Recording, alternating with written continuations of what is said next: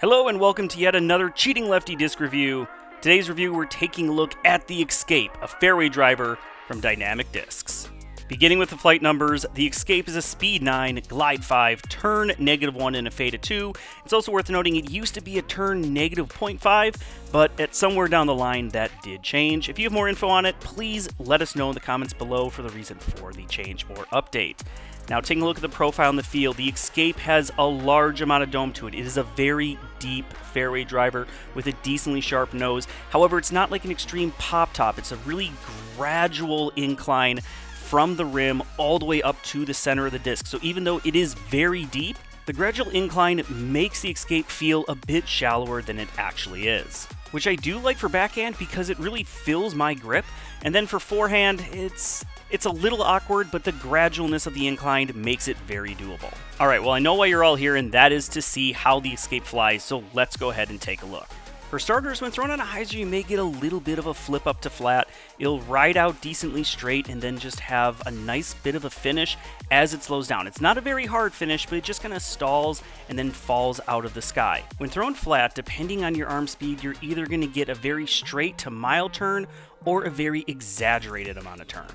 But that also means that as it slows down, it's going to have a more of a forward penetrating skip instead of the more stalling hyzer that you get when you do try to keep it on that hyzer line. And if you're able to control the angle and speed of the Escape depending on your arm speed, it makes it perfect for hyzer flipping down tunnels, or again a slower arm just throwing it flat and just letting it peer a tunnel. And then because it has that forward kind of penetrating finish when thrown flat or slight anhyzer, it's going to be able to just keep skipping forward, really making short work of those tunnel shots.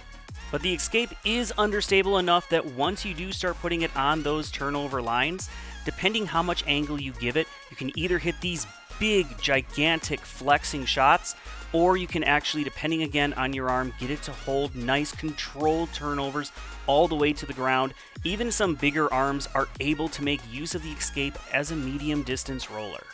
Due to the early part of the flight being semi-understable and then a good amount of stability at the end, not great, but still a good amount of stability at the end, the Escape is perfect for slower arm speed players kind of looking for a max distance driver. I think that a lot of slower arms are going to get a lot more out of this disc than they say like a speed 12, a speed 13. Those you really have a hard time getting them up to speed. Slower arms, I can guarantee you the Escape is going to be one of the furthest flying discs in your bag. And also, with all that depth that it has, it really catches the air underneath and has incredible glide, once again adding to that extreme distance potential that it has. Now, if I was asked to compare what does the Escape fly like from discs from other manufacturers, from Discraft, I would say it flies like a slightly more overstable version of the Heat. And then from Axiom Discs, I would say it flies pretty similar to the Insanity, just a lot more dome.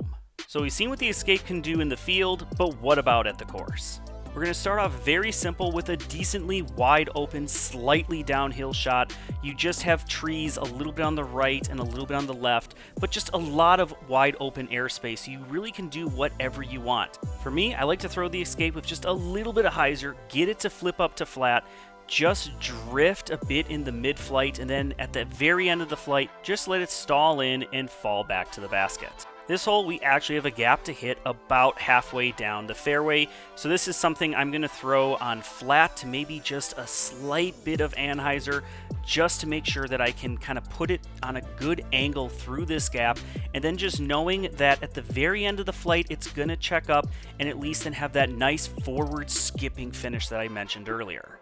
This next hole really shows how a slower arm speed player can make the most use out of the Escape.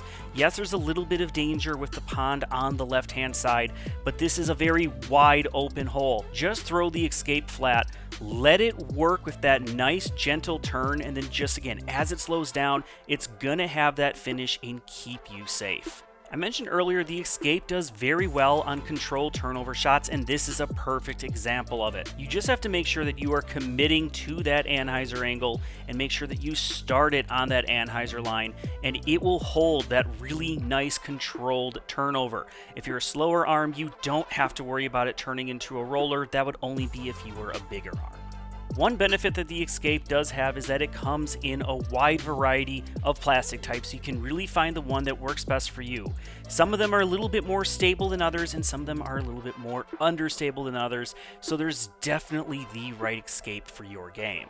Starting out, you'll notice this is the Supreme Escape, and this is kind of a newly retooled version of the Escape.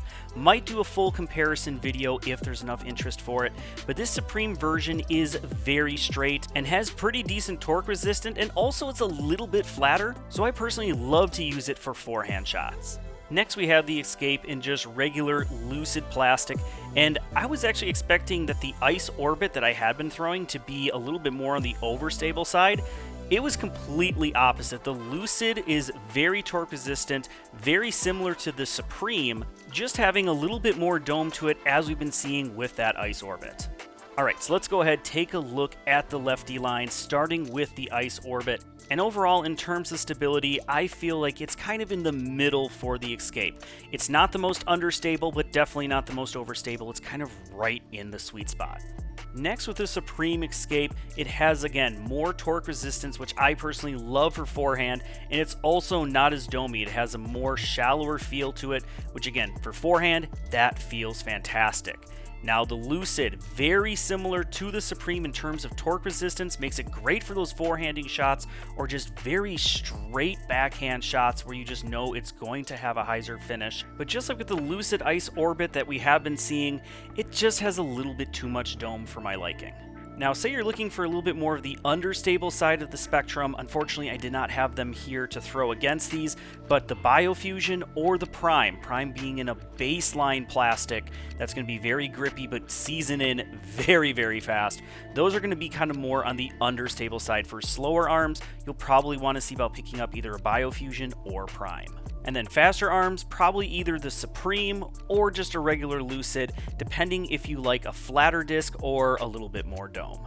Overall, I would not sleep on the Escape. For slower arms, it is going to be a great maximum distance driver, and for bigger arms, great for controlled shots, potentially for rollers as well. There's just a lot of different things you can use the Escape for. Now, if you want to go ahead and get an Escape for yourself, go visit GreatLakesDisc.com, use that promo code LEFTY to save 10% off your order, and also subscribe if you haven't already. It's one click for you, but it means a lot to me. Thank you, everyone, and until the next one, keep banging chains.